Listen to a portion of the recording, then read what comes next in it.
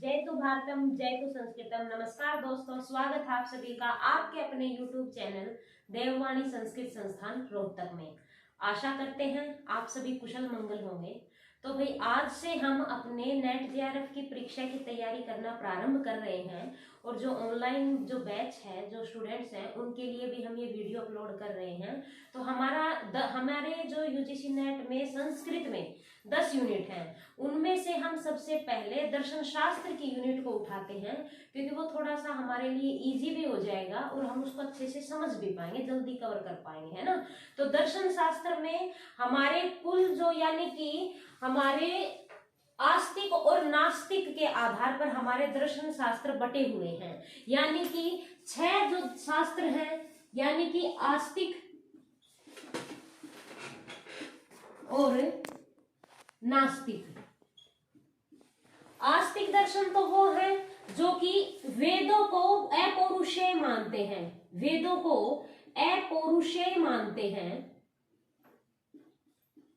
अपौरुषेय मानते हैं। और नास्तिक वो है जो वेदों की को मानते जरूर है, लेकिन जो वेदों को पौरुषेय मानते हैं कि किसी पुरुष ने लिखा है, जो वेदों को पौरुषेय मानते हैं और जो कि वेद निंदक है। अब आते हैं आस्तिक दर्शन के ऊपर। आस्तिक जो दर्शन शास्त्र है वो हमारे 6 दर्शन शास्त्र हैं। आस्तिक दर्शन शास्त्र कौन कौन से हैं? सांख्य, योग, न्याय, वैशेषिक और पूर्व मीमांसा और उत्तर मीमांसा। ये तो हमारे हैं आस्तिक दर्शन, यानी जो वेदों को मानते हैं। अब आता है, देखो, आस्तिक और नास्तिक हम जो देसी भाषा में बोलते हैं कि पौरुषेय, यानी कि भगवान को मानना है ना मानना, वैसा कुछ भी नहीं है। यहाँ पर जो वेदों को पौरुषेय मानते हैं और जो वेदों को अपौरुषेय मानते हैं, उस विषय के ऊपर बात है, जो वेदों को मानते हैं और जो वेदों की निंदा करते हैं, ठीक है ना। अब आता है नास्तिक दर्शन। नास्तिक दर्शन में सर्व शिरोमणि चार्वाक दर्शन है। अब दूसरा है बौद्ध दर्शन और तृतीय हमारा है जैन दर्शन। तो इस प्रकार से कुल 9 दर्शन जो कि हमें आस्तिक और नास्तिक रूप से 2 भागों में विभक्त हैं। 6 तो हमारे आस्तिक है, सांख्य, योग, न्याय, वैशेषिक, पूर्व मीमांसा और उत्तर मीमांसा, और नास्तिक हमारे चार्वाक, बौद्ध और जैन है। तो अब हमारा आज का टॉपिक है चार्वाक दर्शन। चार्वाक दर्शन में चार्वाक का अर्थ क्या है? चारुवाक। चारुवाक का अर्थ है चारुवाक। चारु क्या होता है? सुंदर, यानी कि जो खूबसूरत है। चारु यानी जो सुंदर है, वाक यानी वाणी। चार्वाक दर्शन का चार्वाक जो नाम है, जो शब्द है, उसका अर्थ है सुंदर वाणी, यानी कि सुंदर जो बोलना। अब इनके जो देखो, कोई भी ग्रंथ होता है तो सबसे पहले सूत्र ग्रंथ होता है। अब सूत्र ग्रंथ का भी कोई ना कोई प्रवर्तक होता है, और जो सूत्र ग्रंथ के आधार पर हम कोई चीज लिखते हैं, कोई ग्रंथ लिखते हैं, तो वो हमारा प्रतिनिधि ग्रंथ होता है, जो सूत्र ग्रंथ होता है। तो चार्वाक दर्शन जो कि एक नास्तिक दर्शनों में शिरोमणि है, उनके जो प्रवर्तक हैं वो बृहस्पति हैं, बृहस्पति हैं। और इनका जो ग्रंथ है, प्रतिनिधि ग्रंथ चार्वाक दर्शन का, वो प्रतिनिधि ग्रंथ है भारस्पत्य सूत्र, भारस्पत्य सूत्र। और इस दर्शन का जो अपर नाम है, यानी कि इस दर्शन को हम दूसरे नाम से बुला सकते हैं, वो है लोकायत। यानी कि चार्वाक दर्शन का दूसरा नाम लोकायत दर्शन भी है, ठीक है। ये जो है नास्तिक है, इसके अतिरिक्त ये संसार में ना ही तो ईश्वर को मानता है, ना ही आत्मा को मानता है, ना ही परमात्मा को मानता है। ये केवल प्रत्यक्ष के आधार पर, क्योंकि प्रमाण भी एक ही मानता है, तो केवल प्रत्यक्ष के आधार पर सांसारिक चीजों को मानता है। तो सबसे मूलतः हम बात करते हैं कि भाई इसने जो प्रमाण माना है, प्रमाण केवल एक माना है, प्रमाण जो कि एक है, वो भी प्रत्यक्ष, यानी कि प्रत्यक्ष के आधार पर, जो ज्ञानेंद्रियों के आधार पर इन्होंने प्रत्यक्ष प्रमाणों को माना है, को सिद्ध किया है। महाभूत जो कि पृथ्वी, जल, तेज और वायु है। महाभूत कौन कौन से हैं? अब देखो, प्रत्यक्ष प्रमाण 5 ज्ञानेंद्रियों के आधार पर, 5 ज्ञानेंद्रियों के आधार पर जो कि आंख, कान, नाक, जीभ, त्वचा है, वो हमारी प्रत्यक्ष चीजों को मानती है। ठीक है ना। ज्ञानेंद्रियों से हम प्रत्यक्ष को देख सकते हैं, सुन सकते हैं, सूंघ सकते हैं, बोल सकते हैं, चख सकते हैं। उनका आधार के वो, इनके आधार पर हम प्रत्यक्ष प्रमाण को मानते हैं। और प्रत्यक्ष प्रमाण जो है 4 भूतों को, 4 तत्वों को मानता है। क्योंकि देखो, आंख से हम देख सकते हैं, तो इन्होंने मान लिया कि भाई अगर दिखाई दे रहा है तो मैं मानता हूं। ठीक है, तो पृथ्वी, जल, तेज, वायु को इसने माना, लेकिन उसने 5वां आकाश नहीं माना, क्योंकि उसको वो समझ नहीं आया। ठीक है ना। वो मानता है कि भाई जो हमें दिखाई दे रहा है हम केवल उसे ही मानेंगे, क्योंकि कोई आकाश बोल रहा है, कोई आसमान बोल रहा है, कोई मेघ बोल रहा है, तो वो उसको समझ नहीं आया कि क्यों चक्कर में पड़ना। हम तो केवल 4 ही महाभूत मानेंगे और केवल 4 ही तत्व मानेंगे, जो कि है पृथ्वी, जल, तेज और वायु। 4 तत्व को हम पदार्थ भी बोलते हैं। ठीक है ना। वो कितने हैं? वो 4 हैं, जो कि पृथ्वी, जल, तेज और वायु। अब एग्जाम में पूछ लिया जाता है कि क्या चार्वाक दर्शन आकाश को मानता है या चार्वाक दर्शन कितने पदार्थों को मानता है। ठीक है ना। तो हमें पता होना चाहिए कि चार्वाक दर्शन 5 ज्ञानेंद्रियों के आधार पर प्रत्यक्ष प्रमाण के अनुसार केवल 4 तत्व या 4 पदार्थ या 4 महाभूतों को मानता है, जो कि है पृथ्वी, जल, तेज और वायु। अब आते हैं इसके अगले उस पर। तो चार्वाक दर्शन का सिद्धांत क्या है? चार्वाक दर्शन का सिद्धांत है देह आत्मवाद। क्योंकि चार्वाक दर्शन क्या है? नास्तिक है। और नास्तिक दर्शन में इसकी सबसे बड़ी बात यह है कि यावत जीवेत सुखम जीवेत ऋणम कृत्वा घृतम पीबेत यस्मी भूतस्य देहस्य पुनर्आगमन कुतः भवेत। यानी कि जो हमारा जो भूत का जो शरीर है, यानी कि जब इसका भस्म में मिल जाता है तो इसका पुनर्आगमन कहाँ होता है? इसका दोबारा जन्म नहीं होता। और यावत जीवेत, जब तक जियो, सुखम जीवेत, सुख से जियो, ऋणम कृत्वा, ब्याज कर लेकर के, कृतम पीबेत, घी को पियो। यानी कि चार्वाक दर्शन का जो औचित्य है वो केवल और केवल सुख है, क्योंकि ये केवल शरीर को मानता है, शरीर को ही आत्मा मानता है। तो यहाँ पर आ जाओ। एक तो कि उसने सुख का बोला है कि भी चाहे कर्जा ले लो लेकिन आराम से जिंदगी को जियो, तो ये सबसे पहले तो सुखवाद है, यानी कि ये सुख को मानता है। दूसरा देह आत्मवाद है, क्योंकि पुनर्जन्म को नहीं मानता, आत्मा परमात्मा को नहीं मानता। इसके लिए आत्मा, देह ही आत्मा है, यानी कि शरीर ही क्या है? आत्मा है। अगर हम इसको सुख देंगे तो हमारी आत्मा को भी सुख मिल जाएगा, हमें अपने आप जो है शांति मिल जाएगी। सुख ही क्या है? स्वर्ग है। अब इसके बाद इसने माना कि प्रत्यक्षवाद को, प्रत्यक्षवाद यानी कि जो ज्ञानेंद्रियों से हमें दिखाई देता है, क्योंकि प्रत्यक्ष, इसने प्रमाण केवल एक ही प्रमाण माना है, वो है प्रत्यक्ष। तो इसने प्रत्यक्षवाद को भी माना, क्योंकि ये बोलता है कि भाई जो मुझे दिखाई सुनाई, जो बोला जाएगा, जो चखा जाएगा, जो मुझे समझ आएगा, जहां तक मैं केवल वही मानूंगा। मैं अनुमान और जो किसी ने बोला, किसी की वाणी पर मैं विश्वास नहीं करता। देख लिया तो मान लूंगा, अदरवाइज तो मैं नहीं मानता हूं। अपने अकॉर्डिंग चल रहा है, ठीक भी है, क्योंकि ये फालतू क्यों पंगा ले, क्यों फालतू की भड़क। अब इसके बाद आता है कि इसने जड़वाद को माना है कि भाई एक समय के बाद सब कुछ जो है विनष्ट है, तो यहाँ ही है जो कुछ है। अब हम हैं तो सब कुछ है, अदरवाइज ना ही तो मेरा कोई अगला जीवन है, ना ही मेरा कोई पिछला जीवन है, और यहाँ रहना है तो सुख से रहना है। तो ये मानता है जड़वाद को। ठीक है। फिर इसके बाद आता है इंद्रियवाद। मैंने बताया था केवल ज्ञान इंद्रियों के अकॉर्डिंग ही ये प्रत्यक्ष प्रमाण को, और प्रत्यक्ष प्रमाण के आधार पर ये इन पदार्थों को मानता है।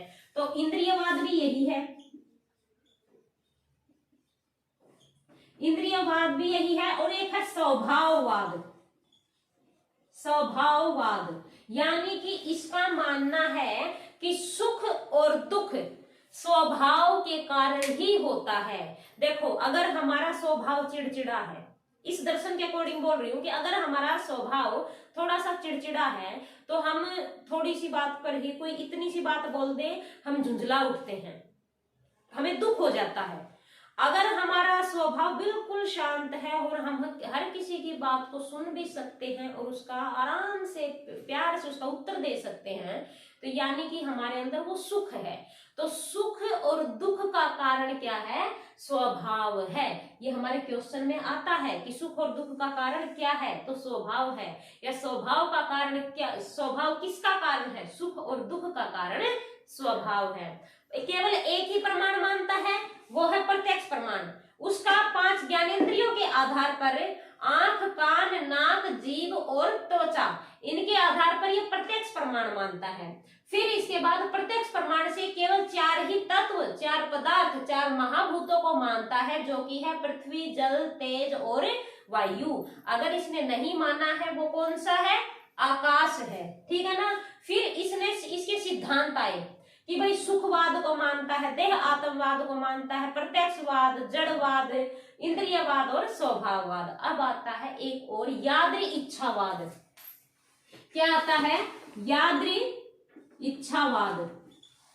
यानी कि हमारा जब इच्छा हो तो हम चीजों को ग्रहण करें, यानी कि उसकी अवहेलना न करें, तो ये यादृ इच्छावाद को भी मानता है। ये तो थे भाई इसके सिद्धांत। ये है चारवाक दर्शन का एक प्रमाण, प्रत्यक्ष, 5 ज्ञानेंद्रियां और 4 महाभूत, 4 पदार्थ, 4 तत्वों को। अब आता है कि ठीक है, देखो पुरुषार्थ कितने होते हैं? पुरुषार्थ होते हैं 4 मूल रूप से। अगर हम किसी से भी पूछे, किसी भी पुस्तक में देखेंगे तो मूल रूप से जो पुरुषार्थ होते हैं वो होते हैं केवल 4। कौन कौन से? धर्म, अर्थ, काम और मोक्ष। ठीक है। हमारे देखो पुरुषार्थ, धर्म, अर्थ, काम और मोक्ष। ठीक है। अब चारवाक दर्शन कौन से पुरुषार्थ को मानता है? देखो उसने बोला कि भाई मैं नास्तिक हूं। ठीक है। धर्म को नहीं मानता। ठीक है। उसने बोला कि भाई मैं मोक्ष को नहीं मानता, क्योंकि ये शरीर ही क्या है? हमारी आत्मा है। तो यहीं पर स्वर्ग है, यहीं पर नरक है। तो जाहिर सी बात है, पहली ही बात, दर्शन का पहला ही नाम बोल रहा है कि नास्तिक दर्शनों में शिरोमणि, यानी कि नास्तिक है तो धर्म को नहीं मानता और मोक्ष को नहीं मानता, क्योंकि इसने बोला है कि ना ही तो कोई पारलौकिक जीवन होता है, केवल जो सुख दुख है वो यहीं पर है, स्वभाव से ही सुख दुख है। और मोक्ष को नहीं मानता क्योंकि इसने कहा देह आत्मवाद, यानी कि शरीर ही क्या है? आत्मा है। तो दोनों चीज हट गई, बची क्या? अर्थ और काम। तो जो चारवाक दर्शन है वो 2 पुरुषार्थ मानता है। पुरुषार्थ कितने मानता है? 2 मानता है, अर्थ, कामौच। यानी कि चारवाक दर्शन जो पुरुषार्थ मानता है वो 2 मानता है, अर्थ और काम। अब आता है परम पुरुषार्थ, जो श्रेष्ठ जो पुरुषार्थ है, जिसको ज्यादा मानता है, जो परम पुरुषार्थ है वो है काम। मोस्ट इंपोर्टेंट कि चारवाक दर्शन अर्थ और काम को तो पुरुषार्थ मानता है, लेकिन परम पुरुषार्थ जो है वो केवल और केवल काम को मानता है। और साधारणतः अगर क्वेश्चन आ जाए कि पुरुषार्थ कति विधम, पुरुषार्थ चतुर्विधम, धर्म, अर्थ, काम, मोक्ष, समझ रहे हो ना आप? ये था। अब आ जाओ कि भाई इसने ठीक है 4 भूतों को स्वीकार किया है, पृथ्वी, जल, तेज और वायु। इसके अतिरिक्त चीजें आती हैं कि भाई ठीक है आत्मा क्या है, क्योंकि इसने बोला देह आत्मवाद। तो अब तुम बताओ आत्मा क्या है? आत्मा क्या है? चैतन्य विशिष्ट देह एवं आत्मा। आत्मा चैतन्य विशिष्ट देह एवं आत्मा, यानी कि अकॉर्डिंग आत्मा क्या है? ठीक है, उसने बोला देह ही आत्मा है, तो फिर आत्मा क्या है? चैतन्य चित्त की विशिष्ट विशेषताओं से युक्त देह यानी कि शरीर एवं ही आत्मा। शरीर ही क्या है? आत्मा है। यानी कि चित्त की विशेषताओं के साथ जो हमारा शरीर है वही क्या है? आत्मा है। तो चैतन्य विशिष्ट देह एवं आत्मा। तो फिर ठीक है, अगर ये शरीर जो चित्त की विशेषताओं के साथ है वही आत्मा है, तो फिर एक बात बताओ, जीव क्या है ना? अगर शरीर से युक्त आत्मा ही हो गई तो फिर जीव क्या है? तो उसने बताया कि जीव जो है वो है जल बुदबुदवत, जल बुदबुदवत जीव। यानी कि देखो, अगर वो अपनी चीजें आगे रख रहा है तो सामने वाला क्वेश्चन कर रहा है, तो उसने बताया कि चल ठीक है, शरीर आत्मा है जो चित्त की विशेषताओं के साथ है, तो फिर जीव क्या है? जो शरीर से युक्त आत्मा हो गई तो फिर जीव किसे कहेंगे? तो इसने बोला कि जल बुदबुदवत जीव है, जल में बुलबुले के समान। देखो, जैसे जल में बुलबुले, पानी में बुलबुले उठते हैं, तो एक बार उठता है फिर भी नष्ट हो जाता है, फिर उठते हैं फिर भी नष्ट हो जाते हैं। यानी कि जो जीव है वो जन्म लेता है, मृत्यु को प्राप्त होता है, जन्म लेता है, मृत्यु को प्राप्त होता है। एक नहीं, जितने पुरुष मतलब जो कुछ जीव जंतु है वो। तो जीव की क्या परिभाषा दी इसने? जल बुदबुदवत जीव है, जल में बुलबुले के समान ही जीव है। अब इसने पूछा कि चलो ठीक है, ये भी समझ में आ गया, तो फिर स्वर्ग क्या है? तो फिर उसने बोला सुखम एव स्वर्गम। इसने पूछा कि स्वर्ग क्या है, तो इसने जवाब दिया सुखम एव स्वर्गम, स्वर्ग में है। यानी कि सुख ही स्वर्ग है। देखो, हमारे घरों में क्या बोलते हैं कि आज तो हमारा जो है टेस्ट क्लियर हो गया, यानी कि हमारा जेआरएफ हो गया, तो हमें क्या बोलते हैं कि भाई स्वर्ग में मतलब स्वर्ग जैसा आनंद प्राप्त हुआ, या फिर हमें इतना लजीज खाना मिल जाए कि बस काफी दिनों से उसकी इच्छा थी, तो घर वाले या फिर हम बोलते हैं कि स्वर्ग जैसा खाना मिल गया, है ना? तो यानी कि स्वर्ग क्या है? हम जो बोलते हैं, हमें जो सुख मिलता है वही क्या है? स्वर्ग है। यानी आनंद है, जो सुख है वही क्या है? स्वर्ग है। अब फिर ठीक है, ये सुख स्वर्ग है, तो नरक क्या है? दुखम एव नरकम। दुख ही क्या है? नरक है। क्यों? क्योंकि कई बार बोलते हैं कोई लड़ाई झगड़ा हो जाए या कुछ और बात हो जाए, या फिर जिंदगी इतनी वैसी चल रही हो कि सब कुछ खस्ता हालत में हो, तो हम क्या बोलते हैं कि हे भगवान, ऐसी नरक जैसी जिंदगी से तो मौत बनी है। यानी नरक क्या हुआ? दुख हुआ, हमें तकलीफ हुई, तो हम भगवान से बोल रहे हैं ना कि दुख है। देखो, नरक क्या है कि भाई दुख है, तो हमारे यहाँ क्या बोलते हैं कि भाई इस सासू ने तो नाक में दम कर रखा है, इसी नरक जैसी जिंदगी भगवान किसे ना दे। तो यानी कि वो सासू परेशान कर रही है ना, उसको दुख मिल रहा है, दुखी हो रही है, और सासू बोलेगी कि इसी बहू भी किसी का नहीं आनी चाहिए, यानी नरक बना दिया घर। तो यानी कि जो घर नरक बना रखा है तो वो क्या है? दुख है, उसको वो परेशान हो, दुखी है, बहू सास से दुखी है, तो दुख ही क्या है? नरक है अपनी भाषा में। सुख यानी कि स्वर्ग जैसा घर मिल गया, या फिर कुछ अच्छा है भाई, हमारे घर में तो बस जन्नत है, बस स्वर्ग है, ठीक है ना? तो हम सुखी हैं तो स्वर्ग बोलेंगे, दुखी हैं तो क्या है? नरक जैसी जिंदगी है। तो जाहिर सी बात है, तो स्वर्ग जो है सुखी स्वर्ग है, दुखी नरक है। अब इसने पूछा कि चलो ठीक है, अब पूछता है कि मोक्ष क्या है? चलो, सुख ये है, स्वर्ग है, दुख नरक है, तो फिर मोक्ष क्या है? इसने बताया कि देह विच्छेदो मोक्ष है, मरणम एव अपवर्गम। यानी कि मृत्यु को प्राप्त होना ही अपवर्ग होता है, मोक्ष होता है। देखो, मूल बात है, हम जो परिभाषा हम पढ़ रहे हैं ना, ये हमें कंठस्थ होनी चाहिए। कोई भी एक उठा करके पूछ लेते हैं, तो यानी ये पूछ ले वर्णमेव अपवर्ग, ये कथन कौन से दर्शन शास्त्र का है, तो हम बताएंगे चार्वाक दर्शन का। इन चीजों को याद रखना। मोक्ष की परिभाषा हर दर्शन अपनी अपनी देगा, है ना। तो देह विच्छेदो, देह का विच्छेदन होना यानी विनष्ट होना, यानी कि शरीर का नाश होना ही मोक्ष है, मृत्यु ही मोक्ष है, ये बात चार्वाक दर्शन ने कही है। तो फिर अपने चैनल को लाइक शेयर सब्सक्राइब करना ना भूलें। इसके अतिरिक्त हमने अब नेट जेआरएफ का बैच प्रारंभ कर दिया है। जो बच्चा ऑफलाइन आना चाहता है या ऑनलाइन क्लासेस लेना चाहता है तो वो हमसे संपर्क करें, या फिर आप डिस्क्रिप्शन में दे रखा आप उसमें मैसेज भी छोड़ सकते हैं, आप मैसेज उसमें चैट बॉक्स में। इसके अतिरिक्त जो पहले जो स्टूडेंट होंगे उनके लिए फीस भी ऑफर है, डिस्काउंटेड ऑफर है, तो आप आए। और जो क्योंकि अब हम तैयारी शुरू करेंगे तभी हम अपना जून वाला एग्जाम में जेआरएफ के लिए अटेम्प्ट अच्छे से कर पाएंगे। तो पीछे मत हटो, एग्जाम आने वाला है। केवल हमारे पास 3 मंथ है भी नहीं, क्योंकि आज हमारी 5 तारीख हो गई है, तो 10 तारीख से हमारा न्यू बैच प्रारंभ होने वाला है, नया जो बैच है। तो आप आए जिस बच्चे को क्लास लेनी है।